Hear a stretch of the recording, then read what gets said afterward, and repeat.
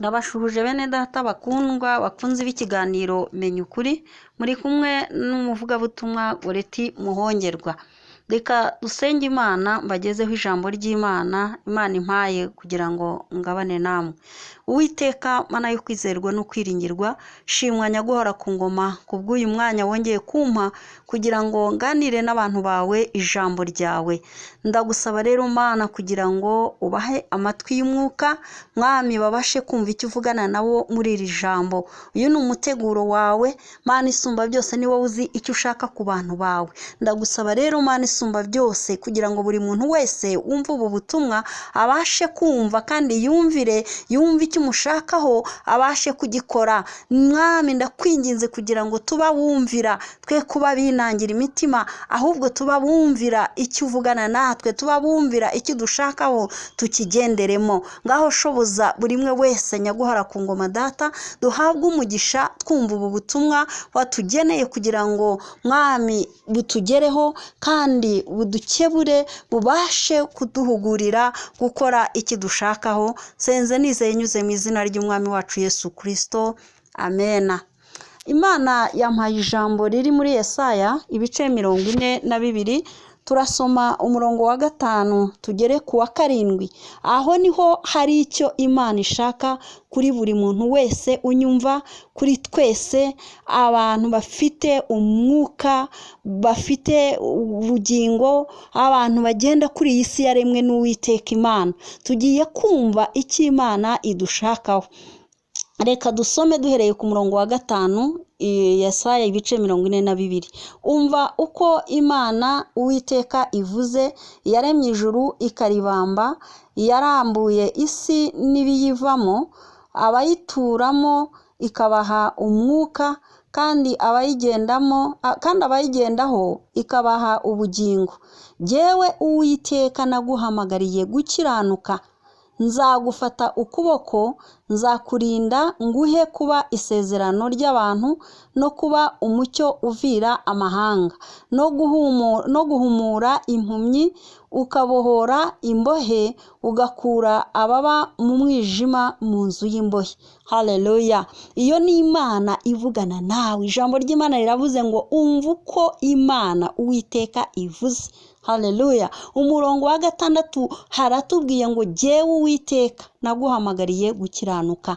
Yewe mwene data wowe unteze amatwi, yewe wowe ukurikiranye ubu butumwa kuri iyi channel ya YouTube, umva icyo Uwiteka Imana ivugana nawe, umva icyo Imana yaguhamagariye, umva icyo Imana yagushyiriye kuri iyi si. Yaguhamagariye umuhamagaro wo gukiranuka. Uyu ni umuhamagaro ureba ikiremwa muntu cyose. Uyu ni umuhamagaro ureba umuntu wese uhumeka. Uyu ni umuhamagaro ureba umuntu wese ugenda kuri iyi si yaremwe n'Imana. Uyu ni umuhamagaro Imana ihamagarira umuntu wese ufite ubugingo yahawe n'Uwiteka Imana. Imana iraduhamagarira gukiranuka. Imana iraduhamagarira umuhamagaro wo gukiranuka. N'iki Imana yagushyiriye ku isi, nicyo nanjye yanshyiriye ku isi, kugira ngo dukiranuke, tube muri iyi si dukiranuka, tube muri iyi si tugenda nk'uko Imana ishaka, tube muri iyi si dukora imirimo myiza ihesha Imana icyubahiro, tube muri iyi si tutiyanduza, tube muri iyi si dukiranuka,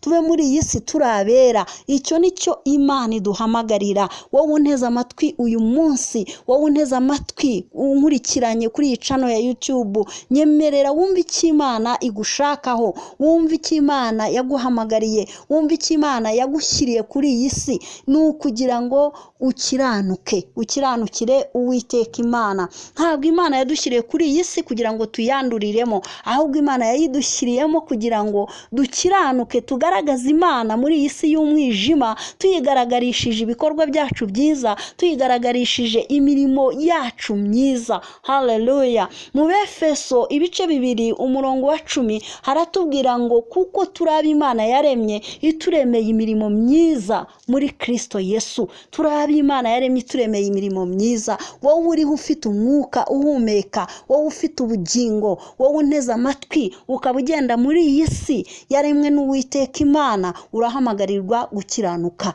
Genda muri iyi si ukiranuka, genda muri iyi si si ukora imirimo myiza, genda muri iyi si ukora ibihesha izina ry'Imana icyubahiro. Wiba muri iyi si uri ruvumwa, wiba muri iyi si utukisha izina ry'Imana, ba muri iyi si ukora ibishimwa n'Imana, ba muri iyi si ukora ibikorwa byiza bituma uri uwo kwifuzwa, bituma abantu bandi bakwigiraho nabo bakigana ya mirimo myiza ukora. Haleluya. Hari ibyo Imana isezeranya abantu bose cyangwa umuntu wese uzemera kugendera muri uyu muhamagaro wo gukiranuka.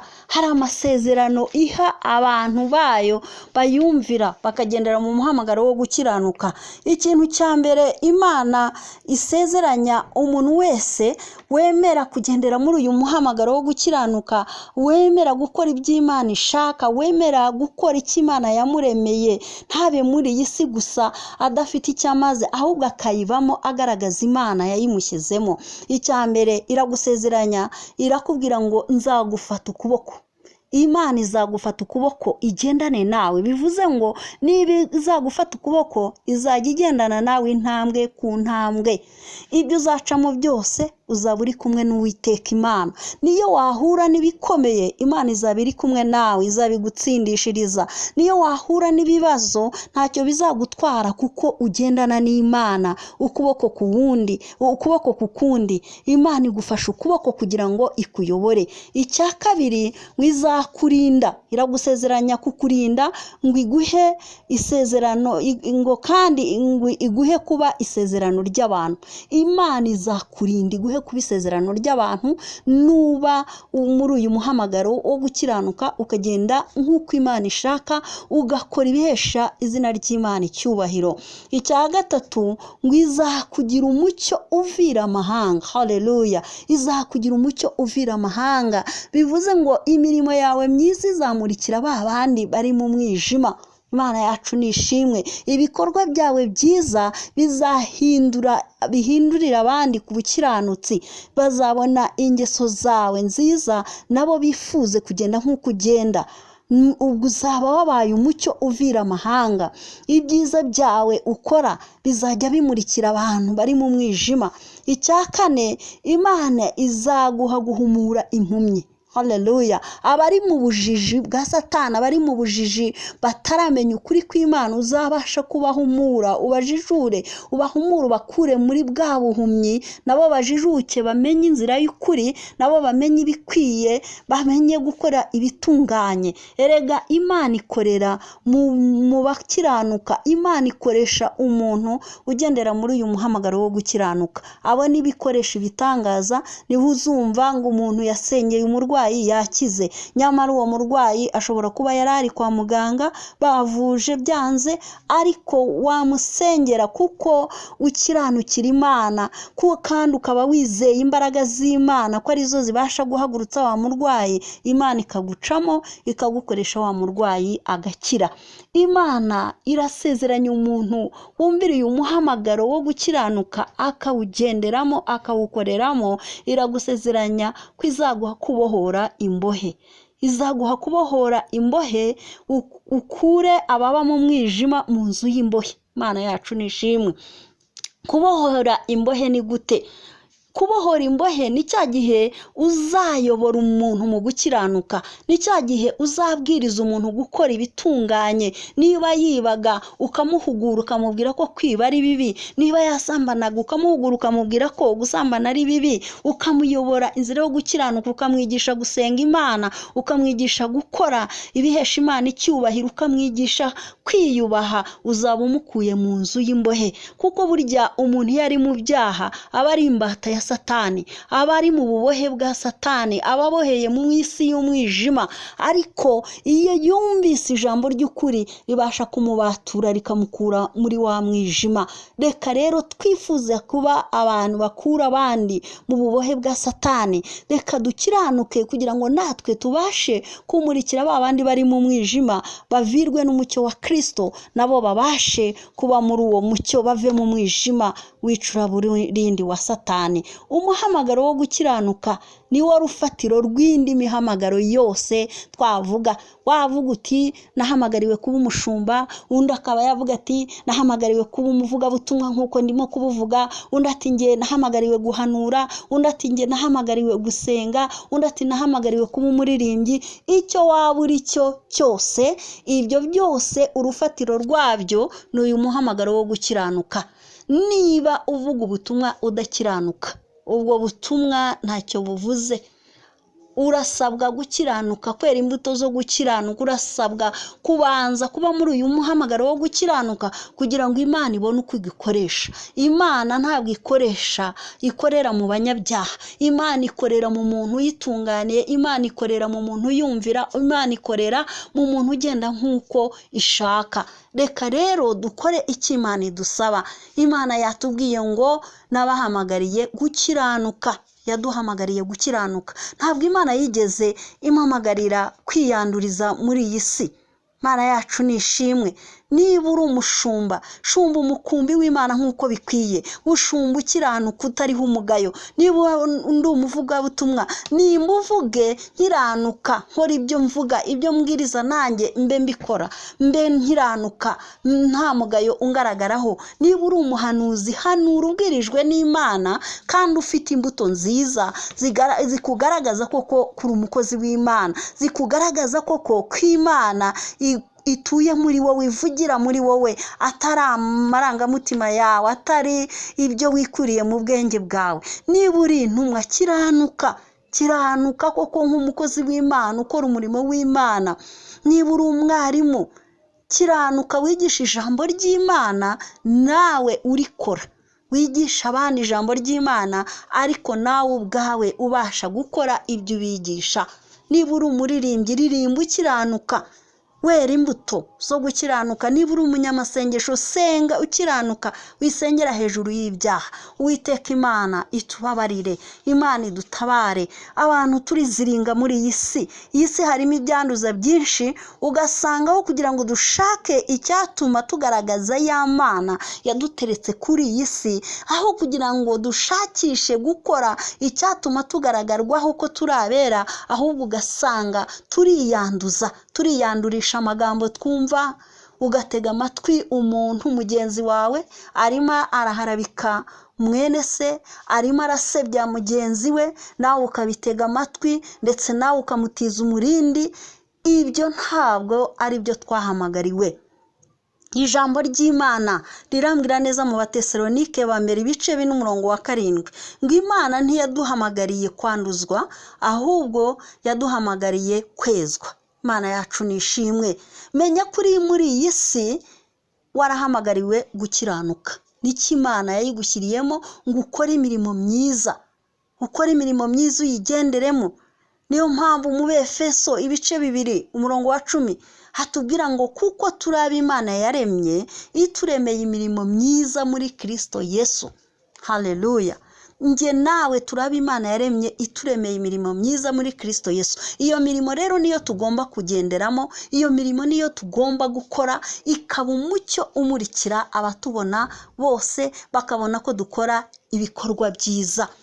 Tukirinda ibitwanduza byose. Ikintu cyose cyatuma ugirwaho n'igisebo ujye ukirinda. Ikintu cyose cyatukisha izina ry'Uwiteka Imana ujye ukirinda. Umenye ko wahamagariwe umuhamagaro wo gukiranuka. Umenye ko Imana itaguhamagariye kwanduzwa, ahubwo yaguhamagariye kuba uwera. Umuntu nakuzanaho amagambo asebya mwene se, aho kugira ngo agucumuze, jya umubwira uti ibyo bintu uvuga ntabwo ari byo. Ubyange, wirinde amagambo, wirinde gusebanya, wirinde kunegurana, ahubwo usenga Imana kandi usengere bagenzi bawe. Wature ibyiza kuri bagenzi bawe aho kubaturaho ibyiza, aho kubaturaho ibibi, ubatureho ibyiza. Tugomba kuba ab'Imana ishaka ko tubabo.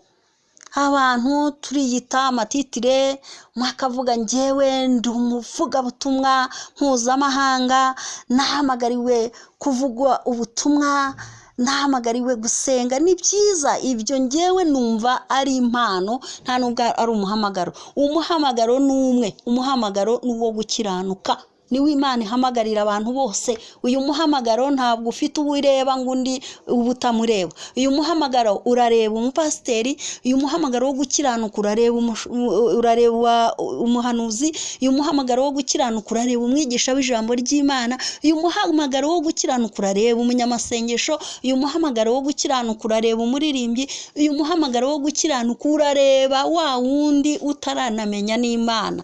Uyu muhamagaro wo gukiranuka ntabwo ushingiye ku idini runaka, ni umuhamagara Imana ihamagarira abaremwe bose bafite umwuka, bagenda kuri iyi si yaremwe n'Imana, bafite ubugingo. Uwo ni wo muhamagaro Imana ihamagarira umuntu wese muzima, umuntu wese uhumeka.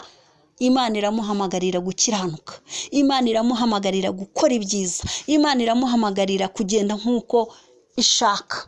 Mana yacu nishimwe.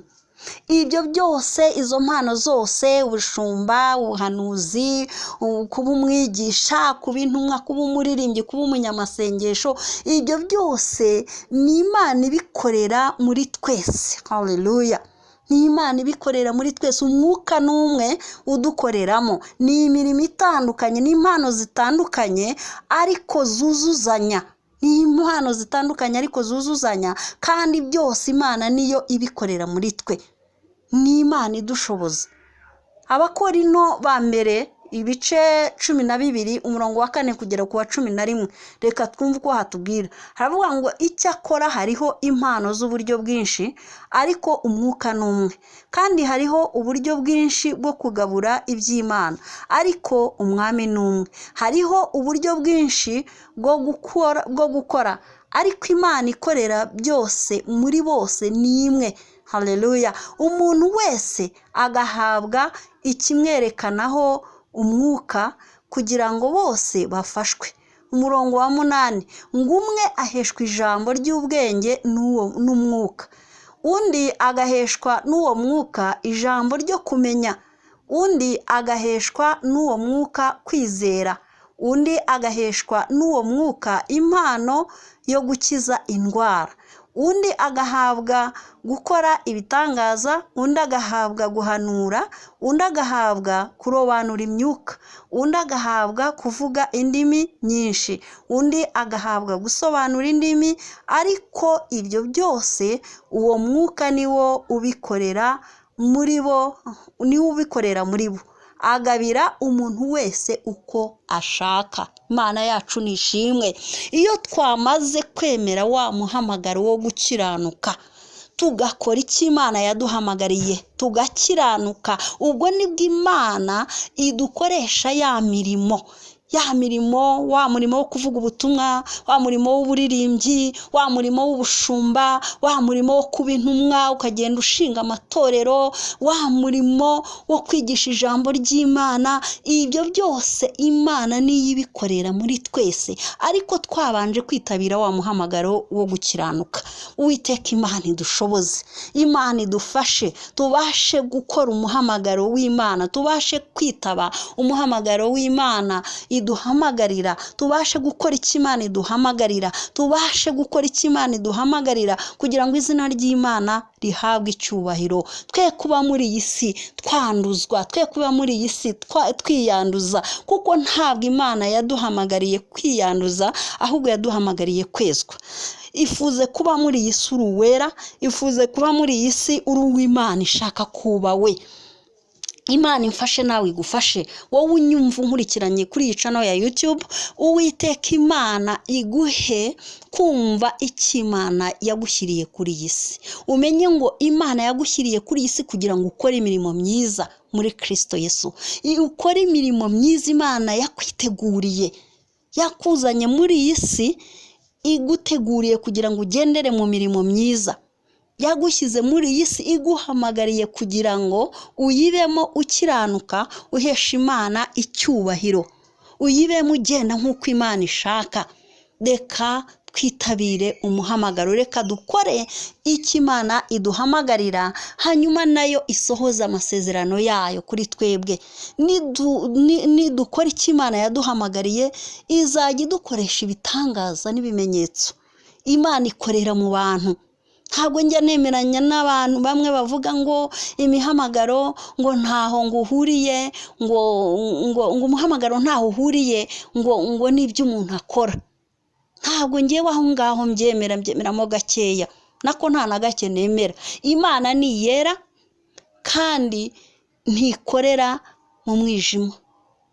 Imana ni yera, n'abayikorera bagomba kuba bera, kuko iby'Imana byayo, iby'Imana birera. Niba byera ibishyira mu muntu wera. Ikoresha wa wundi witabiriye cyangwa wa wundi ukora umuhamagaro w'Imana yamuhamagariye, wa muhamagaro wo gukiranuka. Umuhamagaro wo gukiranuka ni umuhamagaro ikiremwa muntu cyose gihamagarirwa, waba ukomeye waba uworoheje, urahamagarirwa gukiranuka mu izina rya Yesu. Wabyemera utabyemera, urahamagarirwa gukiranuka. N'icyo Imana yagushyiriye kuri iyi si, nicyo gitumye Imana ikikubeshejeho. Iragira ngo ukiranuke, ukore ibyiza, nicyo yakuremeye. Ntabwo yigeze ikuremera kwanduzwa, ahubwo yakuremeye kugira ngo ukiranuke. Ntabwo yigeze iguhamagarira kwanduzwa. Imana yaduhamagariye kwezwa. Imana igushoboze nanjye nshoboze. Wowe unteze amatwi ukaba wumvise ubu butumwa bwiza, ndakwinginze kugira ngo ugire ibakwe ryo gukora icyo Imana yaguhamagariye. Gira ibakwe ryo kuba muri uyu muhamagaro wo gukiranuka. Ukiranuke, urwane intambara yo gukiranuka. Urwane intambara yo gukiranuka, wirinde ikibi n'igisa nacyo, kugira ngo Imana ibone uko igukoresha imirimo myiza yakuremeye muri iyi si. Ariko igihe utarakiranuka, igihe utaragenda nk'uko Imana ishaka, ntabwo Imana igukoreramo, ntabwo Imana igukoreramo nk'uko ikwiye, ntabwo igukoreramo, kuko Imana ntikorera hari icyaha. Imana ntiturana n'icyaha. Imana ni yera. Nidukiranuka, Imana iradukoresha ibikomeye. Nidukiranuka, Imana irabana natwe, iradufata ukuboko tugendane nayo, iraturinda, iraturwanirira intambara zacu zose. Nimureke dukore icyo twahamagariwe. Uwiteka Imana iduhana umugisha. Ubutumwa Imana yampaye nubwo, ndakwinginze kugira ngo niwumva ijwi ry'Imana ntiwinangire umutima. Niwumva ijwi ry'Imana ntiwinangire umutima, ukora icyo Imana iguhamagarira. Iraguhamagarira gukiranuka. Isubireho, isuzume. Ntabwo Imana yaguhamagariye kwanduzwa. Ntabwo Imana yaguhamagariye kwiyandarika. Ntabwo Imana yaguhamagariye gukoresha umubiri wawe bidakwiye. Ntabwo Imana yaguhamagariye gukoresha akanwa kawe uko bidakwiye, gusohora amagambo y'uburozi, haroga abandi, watura ibibi ku bantu. Ngo hari n'abasenga bafunga imigisha ya bagenzi babo. Ayo masengesho sinzi ayariyo, n'ay'abadayimoni. Ntabwo uwo mwuka uba ubakoreramo uba uvuye ku Mana. Ariko imbaraga z'Imana ziri hejuru y'izo mbaraga zindi zirwanya iby'Imana. Nta warwanya Imana ngo azayitsinde, kandi nta wavuma uw'Imana yahaye umugisha. Nimureke tugendere mu muhamagaro wo gukiranuka. Imana yacu ibone uko ikorera muri twebwe, ibone uko igendana natwe, ibone uko itugirira neza. Reka dusenge. Uwiteka Mana yo kwizerwa no kwiringirwa, ndagushimye Mwami, mvuze ijambo ryawe nk'uko warimpaye. Ndagusaba kugira ngo Uwiteka Imana, buri mwe wese uteze amatwi ubu butumwa, buri mwe wese uzafungura icano ya YouTube akumva ubu butumwa, reka Mana isumba byose ntazinangire umutima, ahubwo azafungura umutima we. Uwiteka Imana ikomeye, agira inzara n'inyota byo gukora icyo umuhamagarira. Mana ushoboze buri mwe wese gukiranuka, uyu ni umuhamagaro ureba buri kiremwa muntu cyose kiri ku isi gihumeka umwuka gifite ubugingo kigenda kuri iyi si yaremwe nawe. Dushoboze rero Mana isumba byose kuba bushaka ko tubabo, dushoboze nyaguhara ku ngoma data kuba muri iyi si tutiyanduza, ahubwo tuyibemo turabera, tuyibemo dukiranuka, tuyibemo tuguhesha icyubahiro. Urakoze Mana isumba byose, umugisha abakunzi b'ikiganiro Menya Ukuri bose. Ndasengera umugisha buri muntu wese udukurikira kuri iyi channel ya YouTube. Mwami Imana ndakwinginze kugira ngo umuhe umugisha, kandi ubutumwa tunyuza kuri iyi channel ya YouTube bujye bugirira akamaro buri muntu wese ubwumva. Urakoze Mana isumba byose, senze nyuze mu izina ry'umwami wacu Yesu Kristo, amen. Nimuhabwe umugisha n'Uwiteka Imana. Ndabakangurira mwebwe abatarakora subscribe kuri iyi channel yacu ya YouTube, ndagusaba kugira ngo ntukamare kumva ubu butumwa udakoze subscribe niba utarayikora, kandi abayikoze muhabwe umugisha n'Uwiteka Imana. Mujye mukora like kandi musangiza abandi ubu butumwa, muzaba mudufashije gukora umurimo w'Imana. Ndetse n'undi wayoborwa n'Umwuka Wera gushyigikira uyu murimo w'ivugabutumwa yabikora. Inomero yanjye ni